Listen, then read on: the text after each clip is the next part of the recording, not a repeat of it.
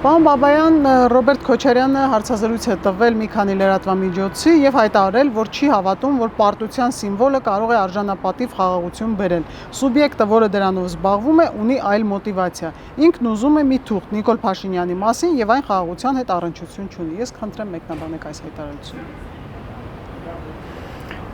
Ես ընդհանրապես անկեղծ ասած այդքան էլ կողմնակից չեմ դեմագոգիկ հայտարարությունները մեկնաբանելու։ Ես կարծում եմ, որ քաղաքականությունը շատ պրակտիկ գործ է եւ ինչքան հեռու մնա նման էմոցիոնալ գնահատականներից, այդքան ավելի շահեկան կլինի։ Որովհետեւ նման գնահատականները միշտ կարող են հակառակ կողմից բերել նույնանման գնահատականներ։ Դրանցից որևէ մի բան չի կարող շահել։ Ավելին կարծել, որ այսօրվա աշխարհում սիմվոլները կարող են գեոպոլիտիկ իրադարձությունների մեջ կարևոր դեր խաղալ, դա ոչ թե միամտություն է, որտեղ ես այդքան էլ չեմ հավատում Ռոբերտ Քոչարյանի միամիտ լինելու։ Պարզապես հասարակությունը պետք է, կարծում եմ, վաղուց հրաժարվեր նման գնահատականներ լսելուց, ավելի պրակտիկ պահանջներ դնել, ավելի գործնական առաջարկություններ լսել եւ պահանջել։ Որտեղ իրականում երբ մրցույթ է գնում, թե ով ավելի, ասենց ասեմ, գեղեցիկ բառերով կամ վիրավորանքներով կարողանա շահել ընտրողների սիրտը, կարծում եմ անցել է։ Մենք դրա վատ օրինակներ ունեինք, տեսել ենք եւ դրա կարիքը կարծում այլևս չկա։ Քոչարյանը նաեւ հայտարարել է, որ 2018-ին Նիկոլն ասում էր, որ մենք ունենք փայլուն ժողովուրդ, կիրթ, խելոք, փայլուն երկիր, հիմա ասում է դուք վատ եք ապրում, որովհետեւ փնթի եք, թամբալ եք, ծույլ եք, վախկոտ եք։ Ես խնդրեմ նաեւ ձեր դիտարկումները այս մասով։ Դե նախ ընտրություններից առաջ բոլորն են ասում, որ ժողովուրդը փայլուն է, որովհետեւ եթե դու ժողովրդին ասես, որ նա փայլուն չի, նա քեզ չի քվյարկի։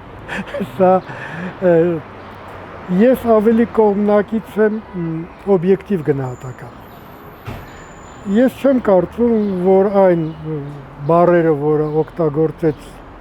Ռոբերտ Քոչարյանը, ամբողջովին պատկանում են Նիկոլ Փաշինյանին, բայց ես նաև կողմնակից չեմ գերագնահատելու ժողովրդի դրական հատկությունները։ Ժողովուրդը վերջիվերջո մարդկանցից է կազմված։ Եվ յուրաքանչյուր մարդ ունի անհրաժեշտություն աշխատել սեփական անձի վրա, որտեղ երբ որ դու բացթող վիճակին ես ենթարկում քո անհատականությունը զարգացման կրթվածության տեսակետից, դու միայն ու միայն տուժում ես։ Ժողովուրդը абստրակտ հասկացողություն չի, նա անհատներից է կազմված։ Մեր հասարակության մեջ կան եւ կիրթ մարդիկ, կան եւ անգրագետ մարդիկ, կան սթափ մտածող մարդիկ, կան մարդիկ, որոնք շատ զգացմունքային են։ Ես կարծում եմ, ինչքան մենք ավելի շատ կունենանք մարդիկ, որոնք կիրթ են, որոնք կարողանում են զգացմունքները ենթարկել գործնական հարաբերությունների եւ վերաբերմունքի, այդքան կշահենք ժողովուրդը։ Իսկ ինքնակննադատությունը այդ թվում եւ ժողովրդի հանդեպ, որտեղ ժողովրդի մի մասնիկն էլ մենք ենք։ Ես պարզապես խորհուրդ կտայի կարդալ Թումանյանի հոդվածները, որտեղ Թումանյանը դիմում էր ոչ իշխանության, ոչ ընդդիմության, Թումանյանը դիմում էր ժողովրդին եւ շատ անաչառ էր, շատ քննադատական էր սեփական ժողովրդի հանդեպ։ Դուք որպես նաև կրթական ոլորտի ներկայացուցիչ, ես կխնդրեմ նաև ձեր դիտարկումները անեք Մերձավանի դպրոցում պատմության ուսուցչուհու հետ տեղի ունեցածի եւ Մղջյանի դպրոցում անչափահասների մասնակցությամբ այդ թմրանյութերի միջադեպին։ Ինչ պիտի անի հասարակությունը եւ պետության անելիքը, որն է այս իրավիճակում։ Հասարակությունը պետք է շատ զգոն լինի եւ շատ ուրախ եմ, որ այդ երկու դեպքերը համապատասխան արձագանք են առաջացրել։ Բայց իհարկե հոյակապ հասկանում են, որ այդ երկու դեպքերով չի սահմանափակվում այն բոլոր թերացումները, որոնք կան այդ ոլորտում։ բայց յուրաքանչյուր նման դեպք պետք է պատժվի։ Հիմա փորձում են արդեն տարբեր պատճառաբանություններ ման գալ, թե ինչպիսին էր ուսուցիչը, ինչպիսի սխալներ էր թույլ տվել, մյուս կողմը արդեն առաջարկում է իրեն կամ տնօրեն նշանակել կամ կրթության նախարար, ես կարծում եմ ծայրահեղությունների մեջ ընկնել պետք է։ Հա որ դատապարտելի է, երբ որ տեղի է ունենում բուլինգ, հա խմբակային ճնշում մեկ մարդու հանդեպ,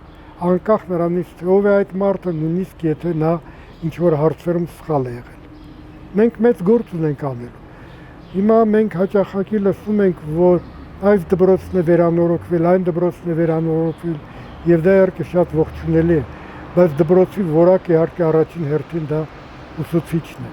եւ այն ուսուցչական կազմը, որ այդ դպրոցում դասավանդում է մեր երեխաներին։ Վերադառնալով Ռոբերտ Քոչյանի հարցազրույցին, նա կրթության հետ կապված մի դիտարկում է արել, վիրավորական արտահայտություն է արել Նիկոլ Փաշինյանի հասցեին եւ ասել. այս իշխանությունն ընդունում է, որ տգետ են, որ ձախողվել են։ Առաջարկում եմ Նիկոլի կերպարով տգիտության էմոջի պատրաստել եւ այդ բառի փոխարեն օգտագործել։ Չէ, ես չեմ ուզում դա քննարկեմ, որովհետեւ գիտեք, երբ դու սկսում ես նման բաներ քննարկել, դու ակամա իջնում ես այդ մակարդակին։ Բոլոր դեպքերում չեմ համարում, որ քաղաքական գործիչները, ընդ որում սա վերաբերում է բոլորին, ովքեր հավակնություն ունեն լինել պետության ղեկավար կամ եղել են պետության ղեկավար, պետք է շատ ավելի զուսպ լինեն իրենց արտահայտությունների մեջ։ Դուք արդեն տևական ժամանակ է մասնակցում եք Աննա Հակոբյանի նախաձեռնած կրթվել է նորաձևի այս շարժմանը, վարչապետը նույնպես մասնակցում է, պարբերաբար դասախոսություններով է հանդես գալիս։ Ինչ եք կարծում, կրթվել է նորաձևի շարժումը որևէ ազդեցություն կունենա կրթական մակարդակի բարձրացման վրա։ Յուրաքանչյուր գործողություն, որը ուղղված է օգուտ կրթության, ողջունելի է։ Անկախ նրանից, թե ինչպես է նա անվանվում, ինչ ֆորմատով է դա կազմակերպվում, ավելին ասեմ, ես չեմ համարում, որ կա միայն մեկ ճիշտ ձև։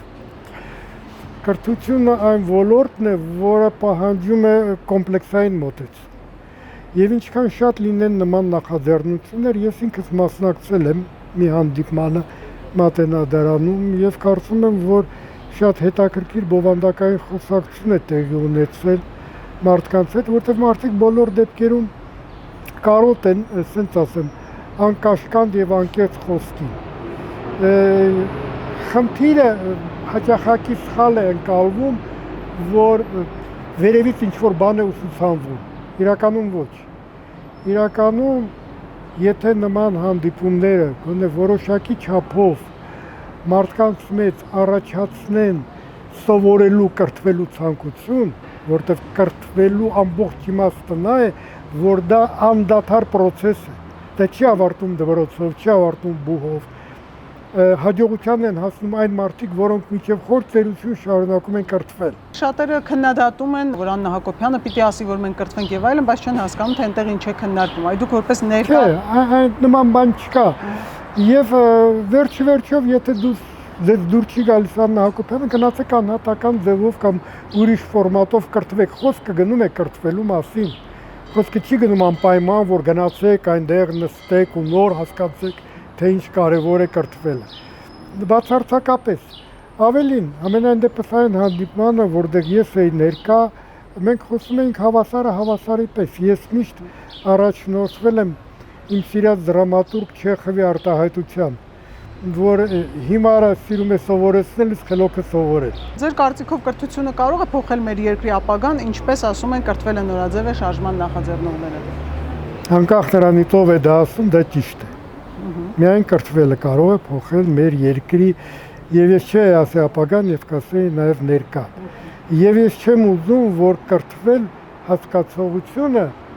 սահմանափակվեր միայն երիտասարդներով։ Իրականում էլի եմ ասում, սա համընդհանուր պրոբլեմ է։ Եվ մեր թերությունների, մեր զբաղվածությունների մեծ մասը գալիս է նրանից, որ մենք շատ վատ ենք ճանաչում աշխարհը եւ շատ վատ ենք ճանաչում ինքներս մեզ։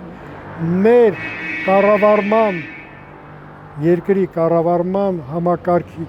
ամենամեծ թերությունը դա մասնագետների, կրթված մասնագետների պակասն է, որոնք տիրապետում են այն ոլորտին, որը ղեկավարում են կամ որտեղ աշխատում են։ Սա մեծ պրոբլեմ է իսկապես։ Եվ այս պրոբլեմը ուրա հայրենասիրական կոչերով, որ այ եթե կգա, ասենք թե կգա մի նախարար, որը սիրի այս ժողովուրդը, հասկացանք, բա ամբողջ համակարգը ոնց է աշխատելու սիրով եւ մեր բոլոր խնդիրների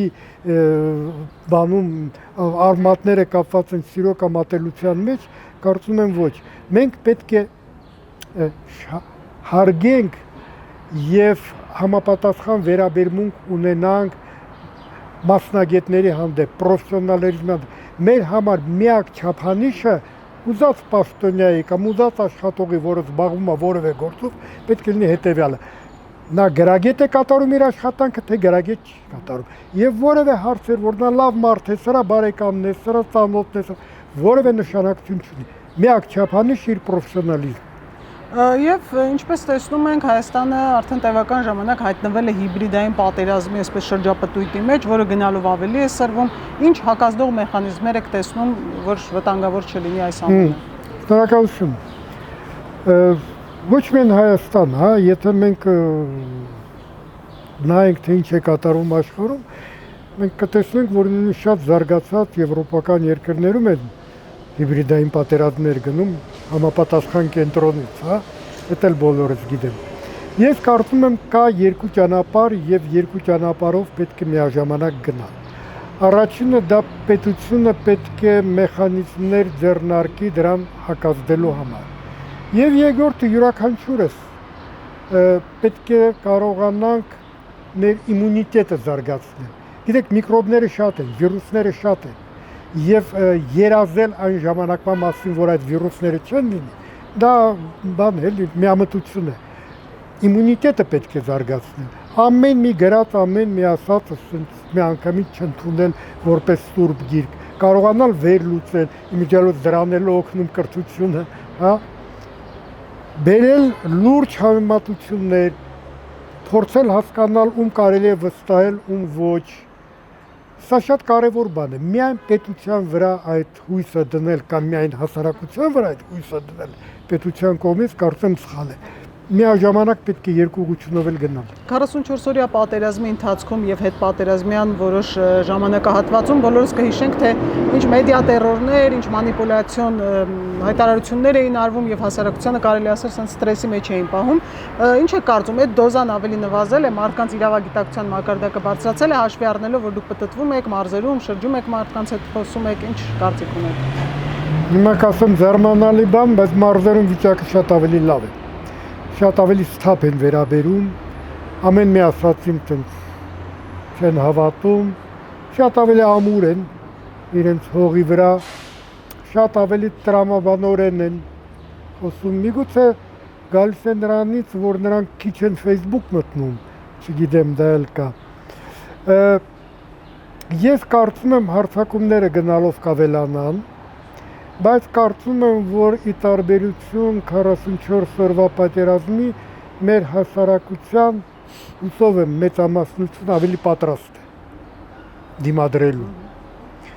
որտեղ իրականում նրանք, ովքեր ուզում են Հայաստանը, ավելի շուտ նրանք, ովքեր չեն ուզում Հայաստանը տեսնել որպես սուվերեն անկախ պետություն, խնդիրը տեսնում են ոչ թե երկրի ղեկավարության մեջ, այլ հասարակության մեջ։ Եթե հասարակությունը թույլ եղավ, եթե հասարակությունը ենթարկվող եղավ, համապատասխան երկրի ղեկավար կգտնվի։ Ես ավելի մեծ հույսեր եմ կապում ոչ թե կոնկրետ անձի հետ, որ այսա լավ ղեկավար է, սա չի թույլ տա, որ նման բան կատարվի, թույլ չի տա հասարակությունը, եթե թույլ չի տա։ Մենք կարող ենք ասել, որ այդ ճնշումների ազդեցության տակ ինչ-որ սխալ քայլեր անելը կամ վախի մի վիրավիճակում քայլեր անելը մենք արդեն հաղթահարել ենք այդ Ռուբիկոնը։ Ես չեմ ասում, որ ամբողջական հաղթահարել ենք եւ պարզ է, բայց որ մենք այդ ճանապարհին ենք, որ մեր հասարակությունը շատ ավելի սթափ է մտածում, որ հասկանում է, որ վախը, որ մեր մեջ կա, դա եւս թշնամու զենքն է։ Եվ նա դա փորձելու է մշտապես ուրեմն օգտագործել։ Վախը շատ բնական զգացմունք է, բայց կարևորը, որ դու կարողանաս այդ վախը հաղթահարել։ Մենք կարող ենք վախենալ հազար ու մի բանից, ոչ ոք սենց ի ծնե խիզախ չի ծնվում եւ ուրեմն ամեն ինչին դիմադրում։ Հաղթում է նա, ով որ կարողանում է ճնշել իր մեջի վախը։ Իսկ վախը կարելի է ճնշել միայն մեկ պարագայում, երբ որ դու միացնում ես ուղեղդ։ Անջատված ուղեղով դու վախի դեմ չես կարող պայքարել։ Շնորհակալություն։ Ես եմ շնորհակալ։ Չմոռանաք հավանել տեսանյութը եւ բաժանորդագրվել Civic AM-ի YouTube-յան էջին։